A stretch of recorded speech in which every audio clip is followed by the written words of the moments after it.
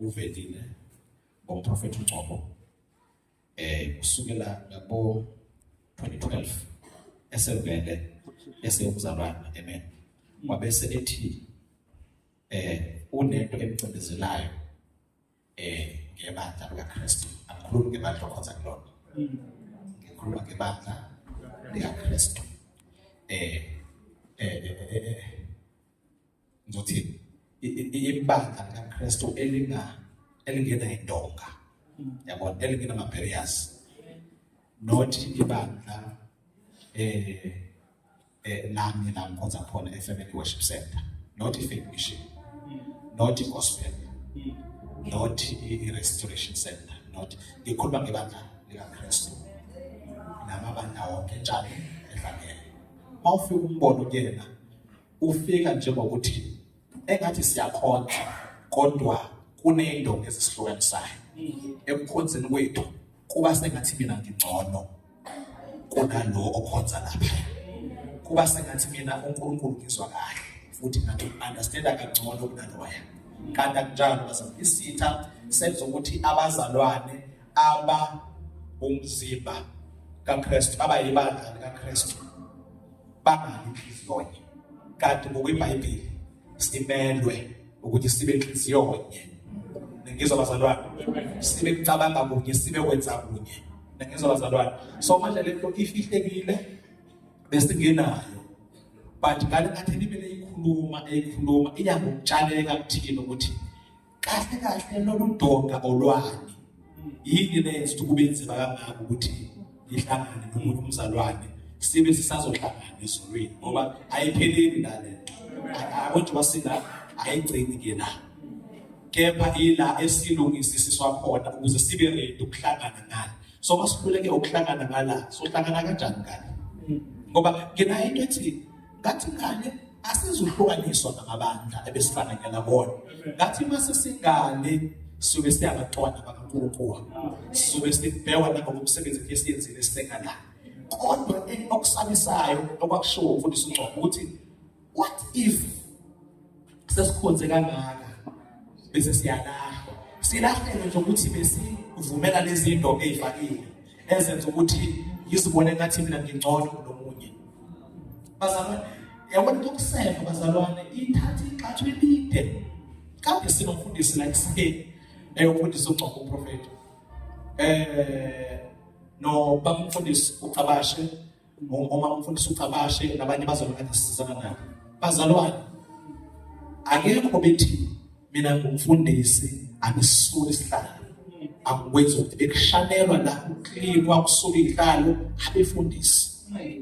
The servant of the Most High God, abantu ababizelwe ukuseva. Ngizwa bazalwane to ababizelwe ukuseva endlini kaNkulunkulu. Ngiyakusaba ubamkhulu ebandleni kaNkulunkulu, amen. Kuyathusa nje ukuthi ube mkhulu kakhulu uze udlule uNkulunkulu, udlule uJesu uqobo lwakhe. So uthe beyikhuluma ke lento kwabongcobo yasabalala. Uthe ngo-2013 ngo-2012 kwawukuthi akusungulwe igroup ka-WhatsApp. Le group ngicabanga ukuthi 13 years manje mangaphosisi isungulwe ngo-2012. Yalibele isabalala yanda yazafikela endaweni eziningi. Kule group akukhulunywa indaba, uhleliwe ezwini 100%. Mangithi ezwini 100% alicompromise, lifundwa linjengoba linjalo noma lingababuhlungu kodwa uma lisezwini kwenziwa lona.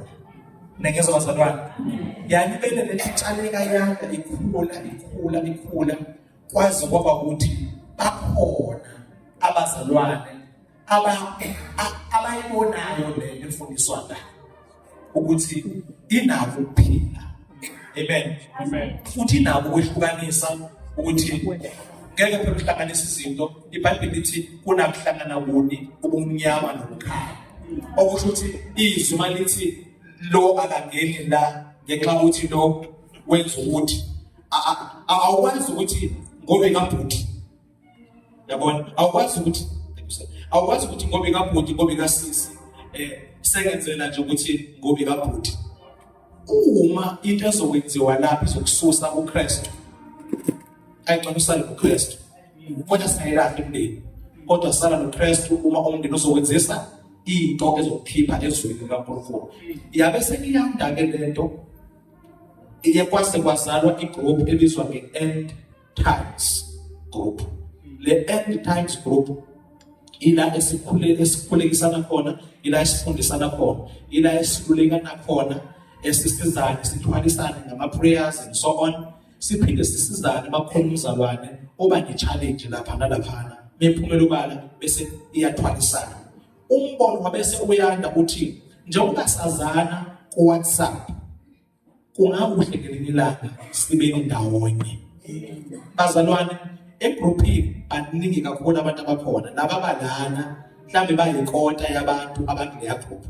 Inkinga inabantu abasuka indawo ezihlukene, khona abasuka abasebenza overseas abangileya group, from Eastern Cape, Western Cape, Gauteng, Free State, khona abasuka eZululand, ngapha komsika koNongoma, khona abasuka koHarding. Inabantu abaningi khona abasuka kuMatatiyela, abasuka endaweni ezihlukahlukene bazalwane abakhona namhlanje la. So yabona ihlanganisa abantu abaningi, ayikhethile kepha sibe ngezwi 100%. Amen. Uba uNgcobo ke akazange avela committee njenge-founder of this group and this movement, because yaqala kuyi-WhatsApp group yagcina sekuthi no ayibe i-movement. And on top of that, bazalwane, niyazi ukuthi kuleya group kuyashunyayelwa, abantu bayaphenduka, bayarepenta, bayaphenduka, bayabhabhadiswa. Nangizwa bazalwane, okusho ukuthi uyasindiswa. Angikhulumi ngokuthi ume phambi komfundisi njengoba ngimile ngikushumayeza, ngikhuluma ngomuntu ohlathwa yizwi egroupini. Bazalwane, nama-platforms akhona esiwasebenzisa ngezindlela ezingekho right, engaba yibona esiwasebenzisayo for the kingdom, kube ukuthi siwasebenzisela umbuso kaNkulunkulu. Mhlasimbe ngasiyokuzwa ngawo ukuthi sasenalo idatha sasenzani, yabona, ngoba siyafaka idatha, yabona. Ngicabanga ukuthi liphela ngale mali kuthiwa iNyamalala, khona le mali kuthiwa umuntu abe nayo abesathela imali iphela ezandleni yeNyamalala, nedatha umzalwane liphela engazange alisebenzise ngendlela right. Can you imagine uqeda idatha lika 200 rand ungakazi utshele noyedwa umzalwane ngoJesu uthi nje mfowethu ngaba ngikho la, ngafumana umusa ngakhona. Ngiyasa nje kulula ukuthoma yena umusa ekuseni uvele nithi mhleli brother or sister or baba noma kanjani ne imoto ihamba, uvele uthi imoto iyahamba vela nazani sihambe nibekele nje kuphela abangena, bese ubesana uthi ubone mhlawumbe ubone umuntu mhlawumbe uphuzile noma ubone umuntu owenza into engathi ayakubekile, bese uvele uthi hey mfowethu nami nganginje haya. Yabona ukuthi ingena kanjani, uthi nami mfowethu nganginje haya, namhlanje sekwaculwa elinye iculo, sekwakhulunywa okunye ukukhuluma, nami ngangifana nalo muntu, ngafumana umusa ngathola uJesu. Yabona uqala kanjani uthi ngathola uJesu kwashintsha zonke izinto. uJesu akazalwa siyammusela, kwashintsha zonke izinto, nami ngaba ngikhonjwa kanjena.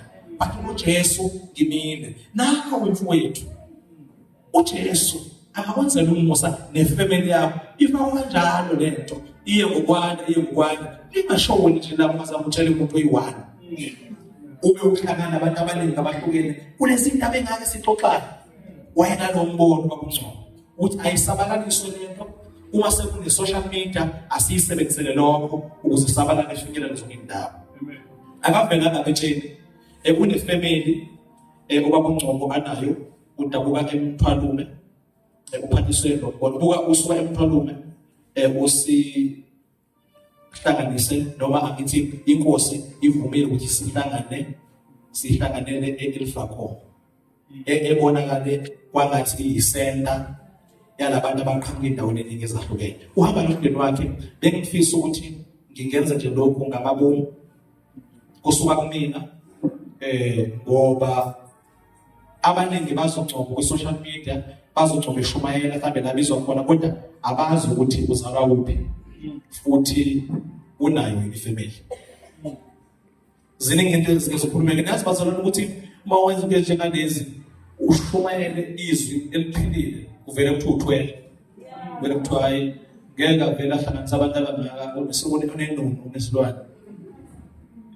Nayazi into bazane kuhlungu kanjani futhi ukuthi uyizwa into engeke inqamuke ukushisekela ekushumayeleni, kodwa kube khona into ebekuthena bese ngathi wena awunamuntu. Futhi njengoba wenze kanjena unquma abantu ekhaya bese ingako nje. Kuba ngcono make manje mtholo yedwa wefamily akasho uthena bakhona abalahleka kwifamily ngenxa yokuthi uyakhona ukwenza lento. So kwesinye isikhathi i-reference engcono iba ngcono mayivela kumuntu wefamily ngobuyena okwazi kangcono, because kuyavutheka la kuyagxumeka la wenze yonke into kanti ekhaya bazi okunye okungekhona. Umuntu aphile kanje, ngapha uyenye into, ngapha uyenye into, ekhaya uyenye into, esontweni uyenye into. Amen. So-ke kukhona umndeni la wakangcobo okhona namaphakathi abaphelezele ubaba umfundisi uNgcobo nomndeni wakaNinela. Okubalulekile nje la mfisi ngiveze sinomisa uZandile Ninela okhona ngazuma usefikile noma usendleleni bekhona becela avele ozalwa kunye nobaba uNgcobo. Umekhona vele nomfowabo kaNgcobo ulethu kuthula uNgcobo babe khona ngaphambili ngezinyawo sibabona abazalwa noNgcobo. Ngibisa umuntu omdala ngegama friend Nqobo. Thanks for sharing something.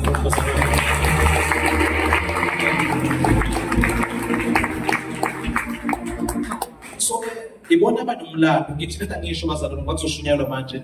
Ibona abanomlando abaziyo ukuthi uNgcobo usuke kuphi. Ukuze abe la akhona bandulo umlando okanjani. Singathi masiphuma nje la siphinde sibebe nabo haya kukhuluma iqiniso kwenzala na bazosho, but inhloso kwakuhlanganisa umzimba kaKristu sibe munye, siphile sinalo liyathanda lokubambisana lokuzwana njengabazalwane. Amen. So ke sisezweni 100% siyabhabhatisa naye ke incwadi uMatthew 28 verse 18 and 19 lekhuluma ukuthi makwenziwe izizwe abithi abafundi. So inhloso yayonke lento ukuthi abantu baguquke baphenduke bamukele uJesu bakhona umhlaba wonke. Uwona wonke abafa amakhona awu4 sikwazi ukuthi sisindiswe samukele uJesu. Amen. So ke uma ngizokuphinda ngomnyaka evangelini ngizibalele ku10 kodwa oyedwa nje ongakazi athi avume nje uwena uShumayeli uwena nomtsheli leteksini oyedwa the one 10 years ensindisweni oyedwa just one. Nazi ukuthi usezolini kuyashonywa ngesonto esisodwa siphendukile. Can you imagine ifeeling yokubona inhloko yasezulwini ekhozwe uwena kaMshumayeli? Ingathi mnandi kakhulu. Kuphaka amazulu ehloko manje ngoyini osindisiwe. Kade kushumayela mina. Nayibona inhloko ukuthi imnandi kanjani kumina. Bazalwane, umsebenzi osiqalele ukuthi sishumayele izwi ngesibili sibatshela abantu ngoJesu basindiswe. Amen. Lana ke besiyobhabhadisa namhlanje bazalwane. Sibhabhadise abantu ngokwenqubo ye-end times.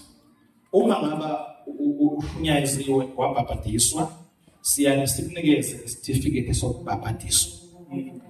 Sokuthi uphendukile, siyoba i-remembrance. Yabona uma ngaba usudecide ukukhethelwa emuva, angazi ukuthi ushisa noma usithini.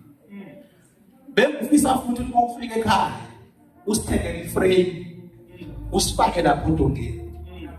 Yabona kube into ezohlezi ukukhumbuza ukuthi mina ngumntwana kaNkulunkulu. Angigcinanga ukuthi ngivume ngoka uRomans chapter 10:9 ukuthi sivuma ngomlomo sikhole ngenhliziyo. Awugcinanga lapho, but ungenile emanzini amaningi wabhabhadiswa. Sikunikeza lesi certificate ngokuthi sikunikeza lesi certificate ukuthi sibe into ezokukhumbuza njalo ihlezi njalo uzazi ukuthi umntwana kaNkulunkulu. Amen. Ngizocela ukuthi kafushane ngivele ndibanikeze abazalwane lezi certificate zabo bese sishumayele. Amen. Lesi certificate akusona sokufaka izwi. Ungacabanga ukuthi mangithatha certificate awubangena. Uselohambo lokuphenduka. Angithi uThimi Joan uthi ubani onitshelile ukuthi nibalekele ulako lungaka. Nakhumbula ukuthi nizalo enkulu nizalo enyoka enkulu kulaba bantu. Hayi la, angithi hayi la, kulaba bantu. Uthi ke mengabe ichaza lento ukuthi lokubhabhadisa ekwenza akuzophelela lapho. Kufanele kube nemisebenzi ezobonakala ezobonisa ukuphenduka. Ngoba ukuphenduka kugcina ekuphendukeni. Kufanele kubonakala imisebenzi yokuphenduka. Okusho ukuthi la siqala imisebenzi yokuphenduka. Angithi sesiqala ukuthethelela, sesiqala ukuthi sixolise emasonile, sesiba nemisebenzi emihle yokulunga, sesikwazi ukulisanda la kufanele sile khona sisupporte la kufanele sisupporte khona, sesiyakholwa, sesiyazi ukuthi ezabantwana bakaNkulunkulu yini elindele kuthina njengabazalwane. So ke bonke abazalwane abaphendukile babhabhadiswa namhlanje ngicela ukubabiza meza nje sinikeza isitifiketi sakhe bese simshayele izandla enkulu. Nginothandeka Khumalo obhabhadisiwe namhlanje egameni likaJesu wangena emanzini amaningese baphambili isitifiketi sakhe.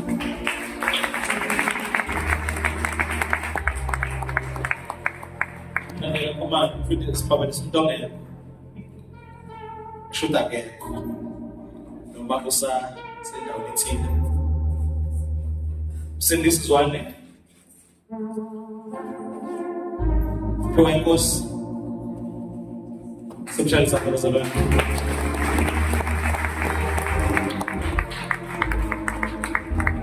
Welcome to the body of Christ. Thank you so much.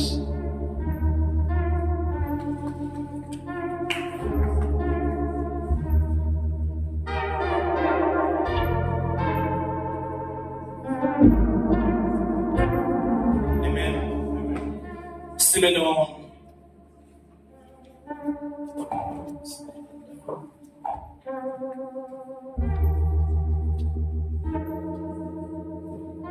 khululeka, praise God. Kodwa umuntu kade akholwa nje bona futhi indaba yakhe kade yahlelwa. Khululeka, praise God. Mboto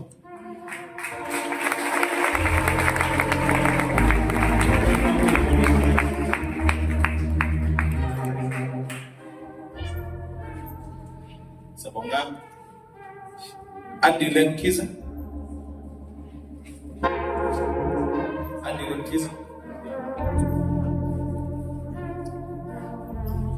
Andela mkizo samali.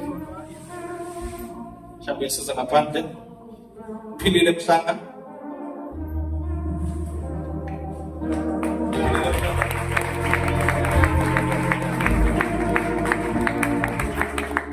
Uphile mhlanga uxhume wahlala kule nto.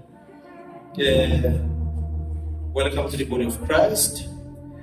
Renti tisitswe sephelane. Namhlanje sikhuluma isizulu namhlanje.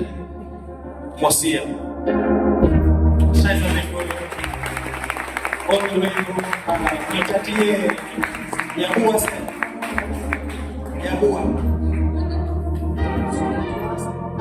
Welcome. Sofunda isizulu namhlanje ngikusenasikhulumi. Siphokule Ximba. Siphokule Ximba.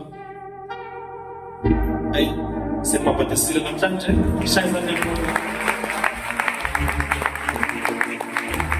Welcome to the body of Christ. Thank you so much. Anazo santa mtini nakon. Panessa Mbulawa. Wow, thank you so much. Welcome to the body of Christ. What's the plan anazo mtini nakon? Amen. Asa santa mtini nakon. Zote umoskosana. Bagas kosan lang sa lakon. Bagas kosan.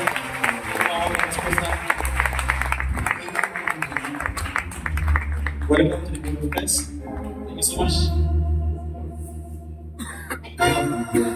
Don't be zontas kosan away. Bagay si Mapel do kasi so. Kosan. Bagay sa kami na. Okay. Welcome to the body of Christ. Zakhona Cele. Zakhona Cele. Sipapanisile. Welcome to the body of Christ. Thank you so much. Sengiyaqeda omphile. Omphile la kasibala siboza. Omphile. Akwa. Kambe sisa ngaphandle. Begela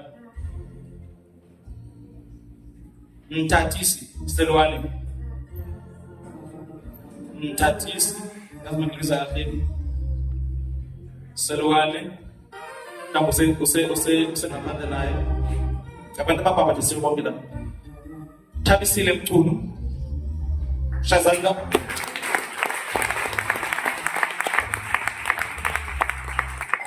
Welcome to the body of Christ.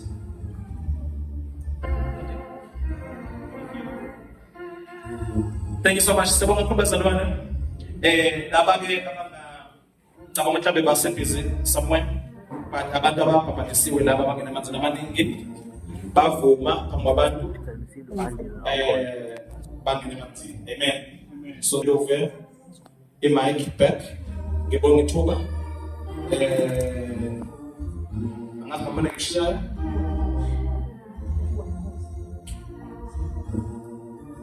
Pua posso pôr aqui assim.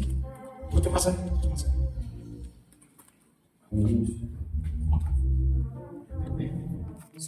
Amen. Mas eu não sei se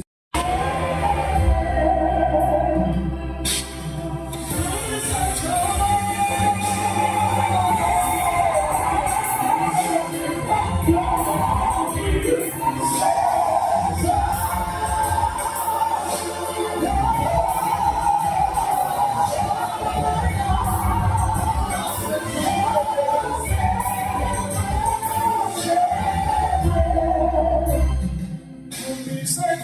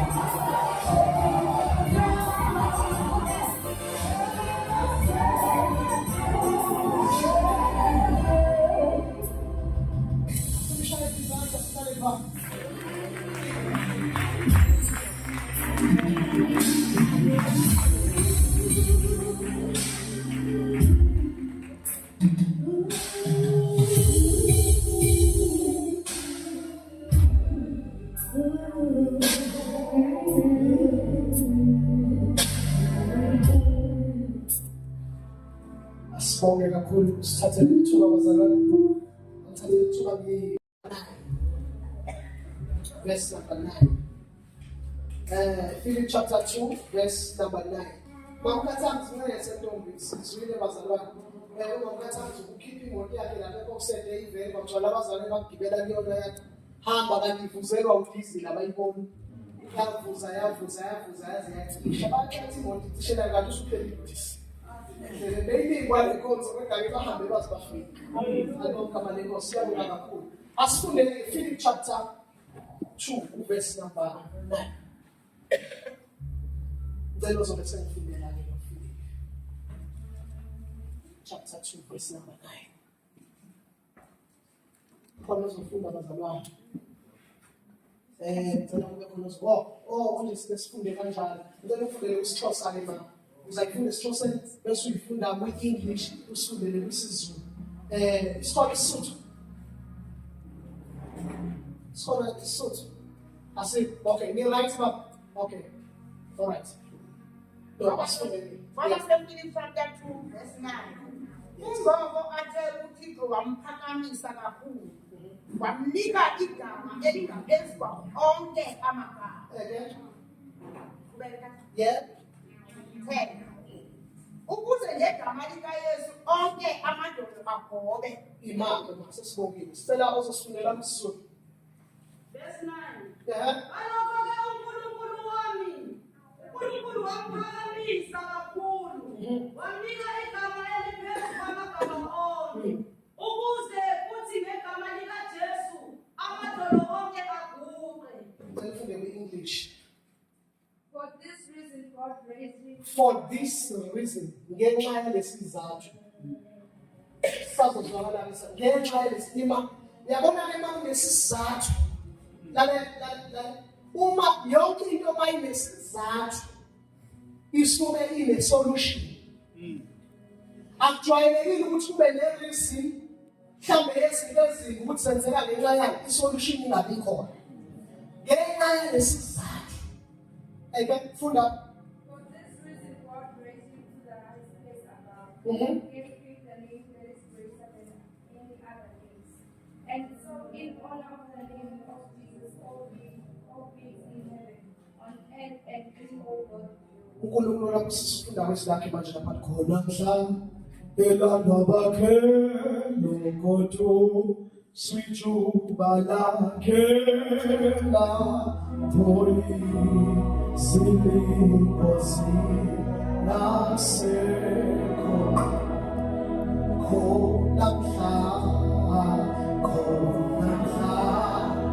elanda bakhe nokoto ijuba lakhe la poi silingosi naseko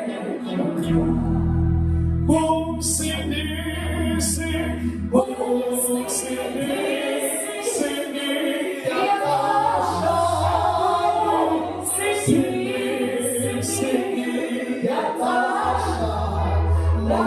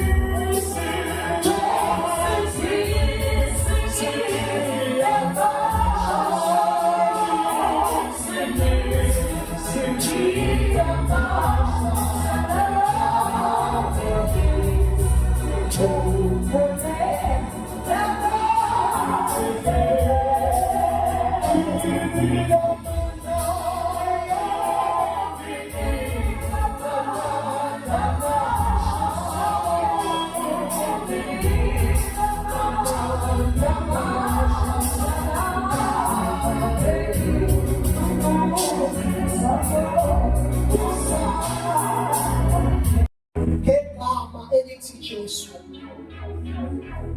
Lithi iBhayibheli ngenxa yalokho bona uthi ukuthabelele kwakukuningi uthethi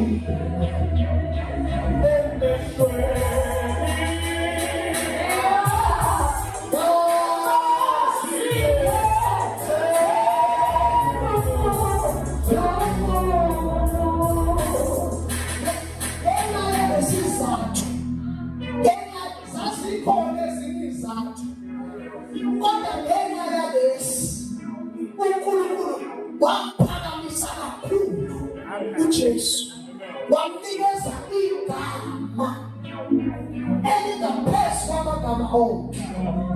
Siyathandaza. Amen. For this reason bangathi uNkulunkulu wami emhlabeni walinganisa waqhathanisa wathi lo manje ngikwazi ngenxa yesizathu sengiyaphakamisa. Amen. Hallelujah. Khona uNkulunkulu wabuka izinto ezibukekayo nezinamagama amakhulu. Amen. Wasibona ukuthi engathi icebo lakhe liyashabalala. Wathi uselikashabalala ngenxa yalesizathu ngizomuphakamisa. Amen. The name Jesus. Igama lithi Jesu. Ngenxa yalesizathu. Ake ngitshele lento 10 minutes bese siyathandaza. Kukhona la kunama levels awu3 omzalwane ebandleni. Ilevel yokuqala kaBabashe ila khona etshelwa ngegama elithi Jesu. Etshelwa enjani? Etshelwa noma eshayezwa. Level yokuqala. Ilevel yesibili baba ila khona elamukela noma elikholwa igama. Abantu abafinyeleli kuyo level yokulikholwa. Ngoba ukukholwa kwenziwa izimo. Awukholwa izimo zingekho. Amen. Ukwazi ukukholwa kungekho simo esikwenza ukukholwa. Hallelujah. Uthi ngiyilanga benzwile ngawo ngokuzwa kwendebe. Kodwa manje sengiyazi. Level yokuqala ila utshelwa khona. Yabona abantu abaningi banamafoni baney'jubayele emafoni. Bayezwa kodwa bangafiki kwilevel yokulikholwa. Amen. Ngoba igama elithi Jesu li-only one. Amen. Igama elithi Jesu lifunuliswe bese yakholwa. Manje abazalwane bayakulela ukupasa i-test ezobenza balikholwa. Amen.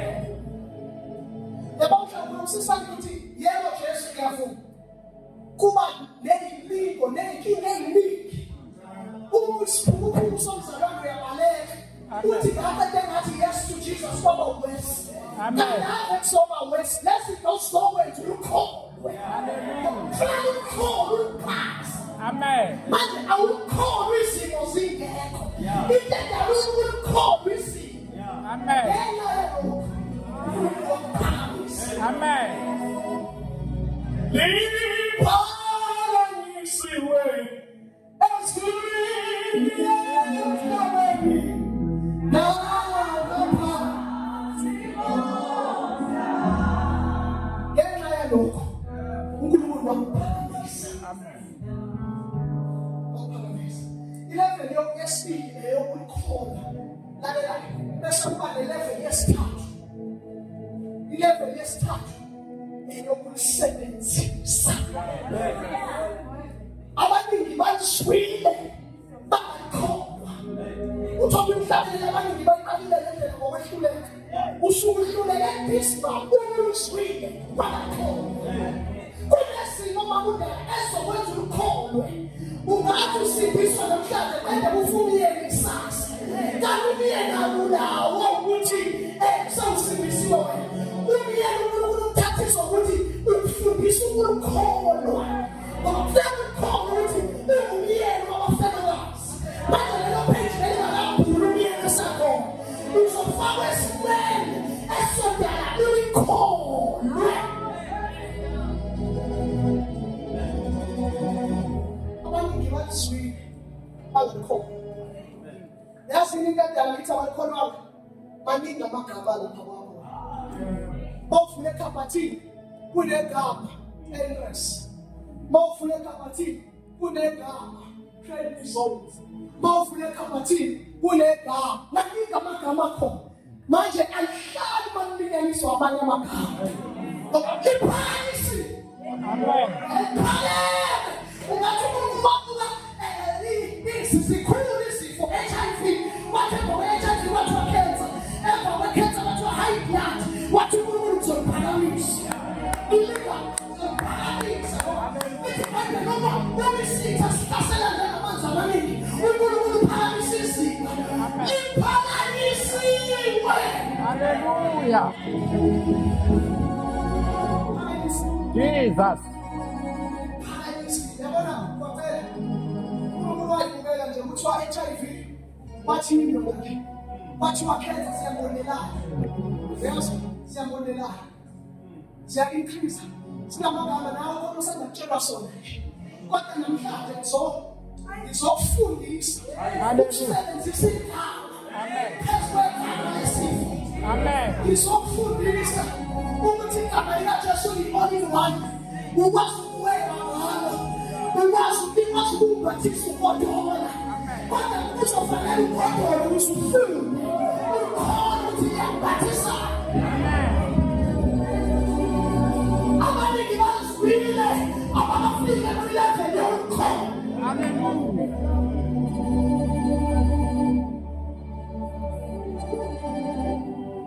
Nali igama khetha. Dale wathi uNkulunkulu wabuka lamagama engisekosi babuka sengathi wabuka nokusabela kwabo. Wabuka nokusabela kwabo. Wabuka nobukhosi babo. Bathi kwelinde iphansi kuhlale liphakamise. Awuliphakanyisile.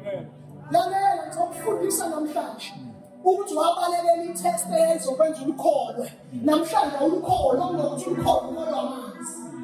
Namhlanje ngokuthi ukholwe yabasana ngikhuluma into engaphandle kwengqondo yomuntu.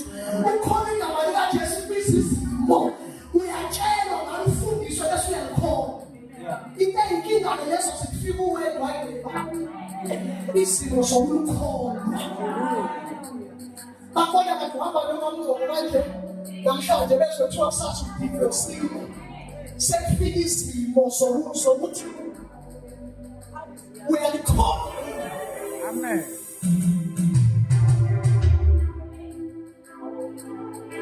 Akufani ukukhuluma nokukholwa.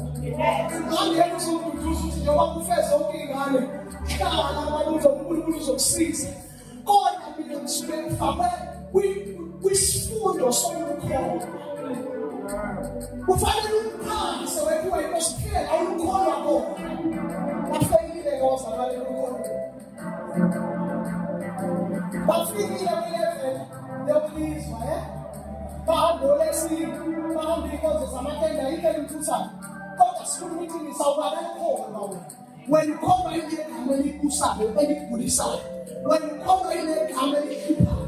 Awukholwa igama elingaphezu kwamagama akho. Ngizokufundisa ukuthi lisetshenziswa kanjani namhlanje. Ukukwazi ukulisebenzisa. Yini endala likusebenzele omunye wena likusebenzele.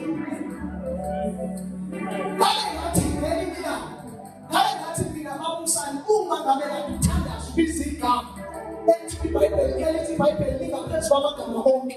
Uma kadumisa lona kungenzeki bese kufika uGwatshela abise lona kwenzeke. Awusayingane eceleni loGwatshela uthi ngitshela imfihlo yakho. Ngoba kade ngilibisa kungenzeki. Ngilibisa kanjani wena kwenzeke? Amen. Abafundisi nathi sahlupheka manje. Yazi yahluphekisa abafundisi lenza abaqaleke. Yazi bafundisa ukukholwa. Uma ufundisa ukukholwa ufana nenkomo efaka amathomo. Ebona la iyakhona kuphela izwa lutho. Kuphela nje abantu abakunikelelayo bafuna ukufundisa ukukholwa. Ngoba mawufuna ukukholwa isimo esizokwenza ukukholwa.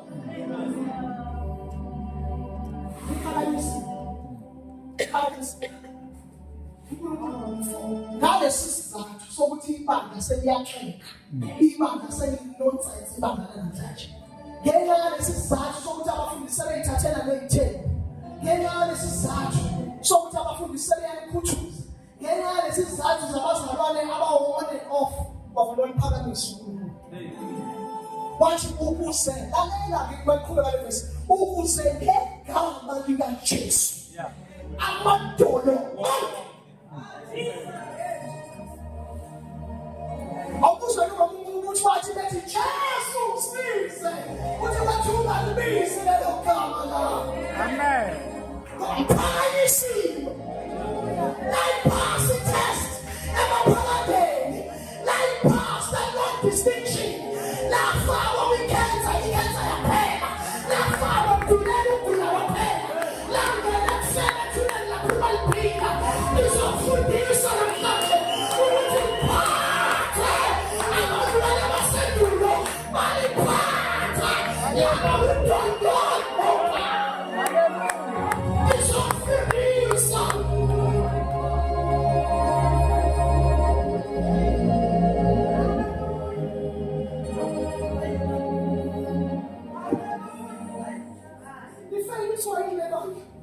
Ifayiswa ukuphasa ukufuba kwazi ukuphasa itest yokufundisa ukukholwa.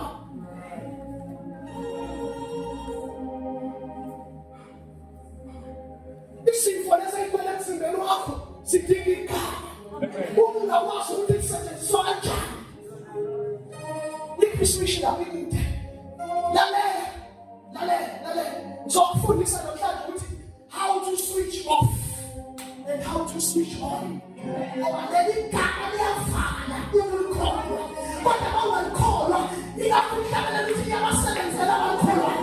Uma ungalikholwa likusebenzele ufuna imthandazo njalo ngizokunikeza i-secret lithi iBhayibheli liphakanyisiwe ukuze amadolo onke akhuluke. Amen.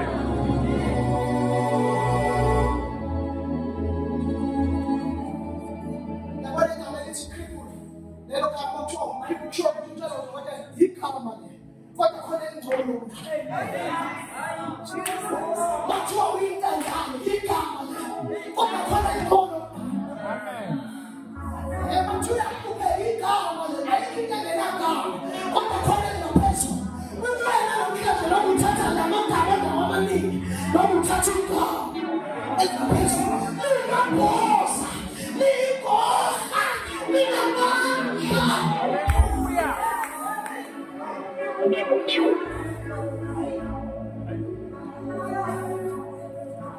Awuzwa yini othandela enkosini igama lakho uDavide lithi iBhayibheli wayengumfana kodwa watshela isikhwama wathi wena usamina nezinto ezisindayo nezibulalayo kodwa mina ngisamwela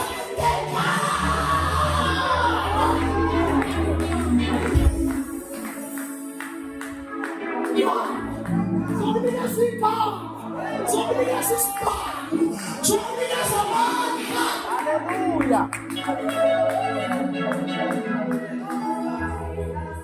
Divorce ngiyabona uyakuyekela. Amen. Abantwana bangiyabona bakaliba lapha. Somnikeza igama. Amen. Somnikeza igama. Abantwana basendulo baliphatha legama. Yaba uludondolo labo. Ezibonile eziyisona. Liphathe nawe. Liphathe nawe.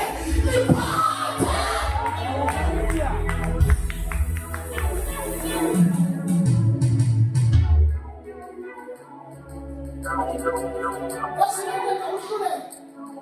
ukusebenzisa uphethele ngamandla kuyahluka.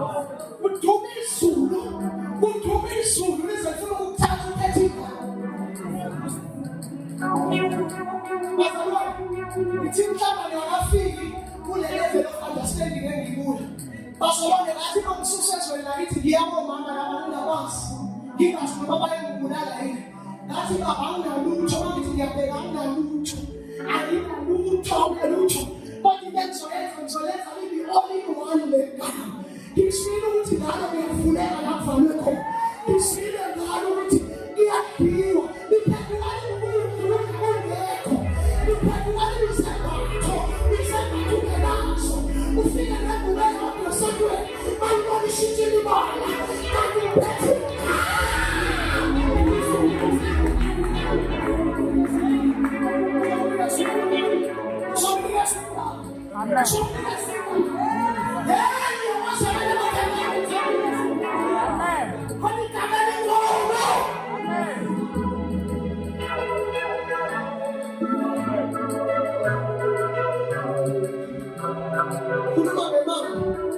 Sounds of women who are buried in the sea.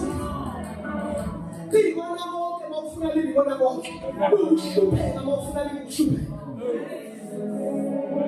Any man who calls in the sea, who's with the Bangala calls a man dogs. I beg. You look sad to see. The fully ITM yourself really come. He was where to see what. Sila auso hivi utaka sokuna usi pena musha alisho kuti siyathenga nitusi pena musha nile wapali pale pale wati yeni nadogeni enemy wasani tsotenga mahala wani nadogeni katela na nsiwayo wasani kipumense nakani jomale preswani mwese nifuga mina kwa minele kitomi yanake kisi yo chomi yasi. Amen.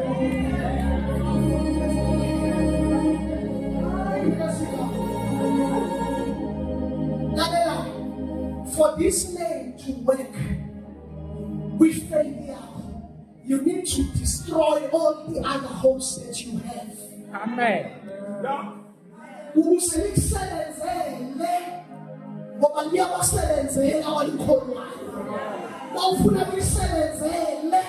Destroy away amanye amathemba ungalelisiwe umuntu othemba lakhe libantu usazofika isikhathi wabazalwane la uzofonela umfundisi angafiki la uzofonela umfundisi angarespond la ufonela umfundisi akunezakhe inkinga kodwa bonke bika. Amen. Zofundisa isibhamu zofundisa igama zofundisa umaphatha konke zofundisa umbandla wakhe zofundisa umongi wentanda zofundisa igama ukuthi kusetshenziswa kanjani. Ngilalele njengesilima namhlanje kuzokwenzeka ngoba lithi ibhayibheli noma beyisimula kodwa ayuduka. Amen. Kule gama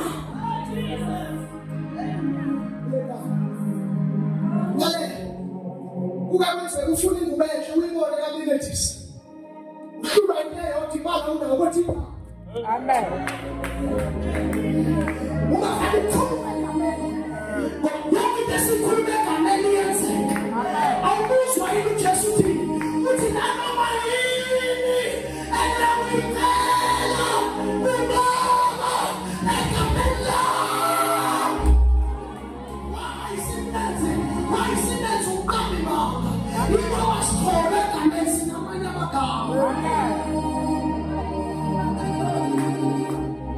Wena uyimali maliphelile unegama elithi thulisile ingane yakho lefonela olisebenzisa igama. Those who trust in the Lord, those who are awusiphethe igama. Never say into yethu inzima ngoba si-understand. Amen. Siphethe enza konke. Imoto unayo lalela ufuna imoto ehande usuyasho igama nje ngoba kuphakanyisiwe nayo. Amen. Ngono wekote. Amen. Sokunika somqondo wenkosi. Sokunika somqondo. Amen.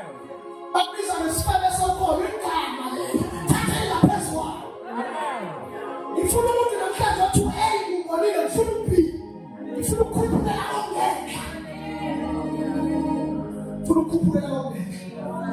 Awukamzamana nesifo usindisiwe igama lelo. Amen. Mawuzo. Bakhonde kuphoxa isagameli. Bakhonde kukhalisa isagameli. Bakhonde kuhluma isagameli kodwa khona ukudoma. Khetha namhlanje noma ufuna ukuthatha ukudoma. Noma ufuna ukuthatha lokuhleze ukukhalisa. Usukhale kakhulu ukhaliswa izinto ezikhululwa abantu kuwe. Kodwa uma ungasithathi igama. Uphakeme ngcono. Kama kule lapho Jesus.